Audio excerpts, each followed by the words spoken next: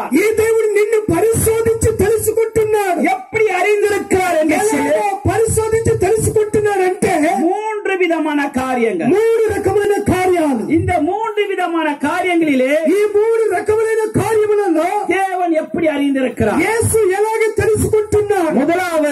మొదటిగా దేవుడు உன் నిனைవుகளை నీ அறிந்திருக்கிறார். యొక్క ఆలోచనలను తెలుసుకుంటున్నాడు. நல்லா கவனிப்போம். చాలా జాగ్రత్తగా గమనించండి. இன்னைக்கு தலைப்பு என்ன? ఇతను వాక్యాంశం ఏంటి? தேவன் உன்னை அறிந்திருக்கிற தேவன். దేవుడిని తెలుసుకున్నటువంటి దేవుడు. தேவன் அறிந்திருக்கிற தேவன். దేవుడు తెలుసుకున్న దేవుడు 3 విధమైన కార్యங்களிலே 3 రకమైన కార్యములలో முதல் காரியம் என்ன? మొదటి కార్యం ఏంటి? உன் நினைவுகளை தேவன் నీ அறிந்திருக்கிறார். ఆలోచనను దేవుడు తెలుసుకొని ఉన్నాడు. நீங்க ஆண்டவனுடைய நினைவுகளை அறிந்திருக்கிறார். ఈ దినవికు కూర్చున్నటువంటి మీ అందరూ ఆలోచన దేవుడు ఎరిగి ఉన్నాడు.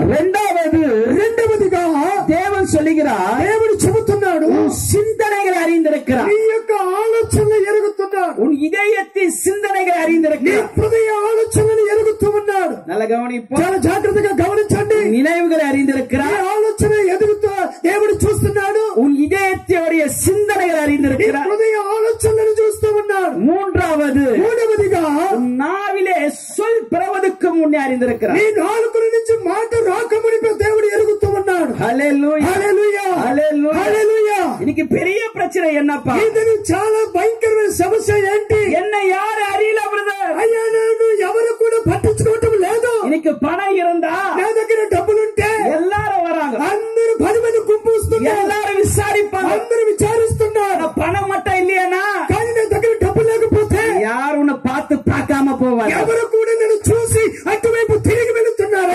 ஆண்டவர் சொல்லுகிறார், అయితే యేసు ప్రభు చెబుతున్నాడు, நான் உன்னை அறிந்திருக்கிறேன். నేను నిన్ను తెలుసుకొని ఉన్నాను. எப்படி அறிந்திருக்கிறார்? ఎలాగ తెలుసుకొని ఉన్నాడు? நினைவுகள், నీ యొక్క ఆలోచన, உன் நினைவுகள் నీ యొక్క ఆలోచన எந்த காரியத்தை நினைச்சிங்க வந்திருக்கிற? ఏ కార్యాన్ని ఆలోచించి స్థానానికి వచ్చి ఉన్నా? அருமையான சகோதரியே, ప్రియమైన సహోదరి, இதுக்கு உன் మగனை குறித்து நீ కన్నీர் விட்டுக் கொண்டிருக்கிற, ఒకవేళ కుమార్తెల గురించి కన్నీరు కారుస్తున్నావేమో.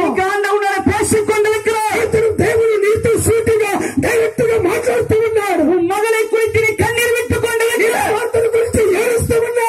என்ன செய்ய வேண்டும்? అయ్యో ఏం చెయ్యాలో? என் மகளுடைய வாழ்க்கை இப்படியா இருக்கிறது, కుమార్తె జీవితం ఇలాగైపోయినది. அப்படிப்பட்ட நினைவுல நீ வந்து கொண்டிருக்கிற. అలాంటి ఆలోచనలు వచ్చి ఉంటావేమో.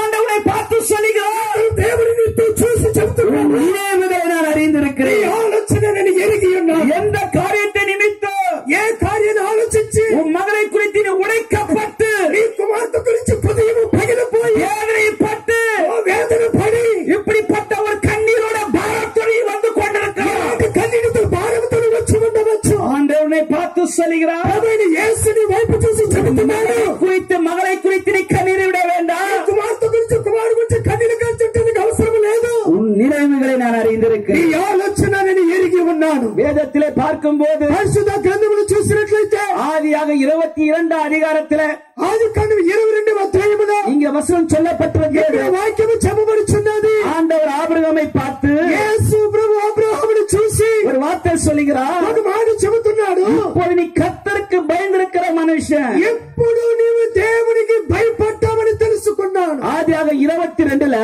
ఆదికాండం 22వ అధ్యాయములో 12 వచనத்துல 12వ వచనములో பிள்ளை மேல கை போடாத, బిడ్డ మీద చేతులు పెట్టవద్దు, அவனை ஒன்று செய்யாத, బిడ్డని ఏమి చెయ్యొద్దు, அவன் எனக்காக ஒப்பு கொடுத்ததனாலே ఆ బిడ్డ నా కొరకే అప్పగించినందువలన கர்த்தருக்கு பயந்திருக்க இப்போது அறிந்திருக்கிறேன். ఇప్పుడు దేవునికి భయపడ్డావని తెలుసుకున్నాను. இங்க ஆபிரகாமுடைய பிரச்சனை என்ன?